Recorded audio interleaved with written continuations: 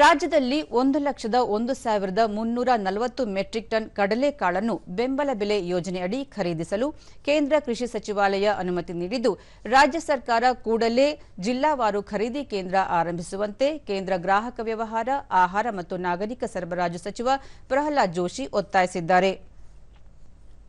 ಈ ಕುರಿತು ಸಾಮಾಜಿಕ ಜಾಲತಾಣದಲ್ಲಿ ಮಾಹಿತಿ ಹಂಚಿಕೊಂಡಿರುವ ಅವರು, ಕಡಲೆಕಾಳನ್ನು ಕನಿಷ್ಠ ಬೆಂಬಲ ಬೆಲೆಯಡಿ ಖರೀದಿ ಮಾಡುವಂತೆ ಕೇಂದ್ರ ಕೃಷಿ ಸಚಿವರಿಗೆ ಮಾಡಿದ್ದ ಮನವಿಯ ಹಿನ್ನೆಲೆಯಲ್ಲಿ ಅನುಮತಿ ನೀಡಿದ್ದು, ಈ ಹಿನ್ನೆಲೆಯಲ್ಲಿ ರಾಜ್ಯಾದ್ಯಂತ ಖರೀದಿ ಕೇಂದ್ರಗಳನ್ನು ಆರಂಭಿಸಿ ಖರೀದಿ ಪ್ರಕ್ರಿಯೆಗೆ ಮುಂದಾಗಬೇಕು ಎಂದು ಹೇಳಿದರು.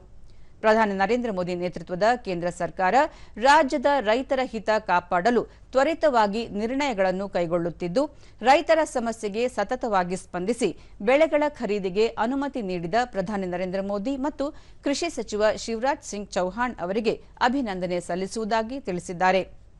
ಕರ್ನಾಟಕದಲ್ಲಿ 2025-26ರ ಹಿಂಗಾರು ಬೆಳೆಯಲ್ಲಿ ಬೆಳೆದ ಕಡಲೆಕಾಳನ್ನು ಬೆಂಬಲ ಬೆಲೆ ಯೋಜನೆಯಡಿ ಪ್ರತಿ ಕ್ವಿಂಟಾಲ್ಗೆ ₹5,875ಯಂತೆ ಖರೀದಿಗೆ ಅವಕಾಶ ನೀಡುವ ಮೂಲಕ ರಾಜ್ಯದ ಕೃಷಿಕರಿಗೆ ಕೇಂದ್ರ ಸರ್ಕಾರ ಹೆಚ್ಚಿನ ಪ್ರಾಮುಖ್ಯತೆ ನೀಡುತ್ತಿದೆ ಎಂದು ಹೇಳಿದ್ದಾರೆ.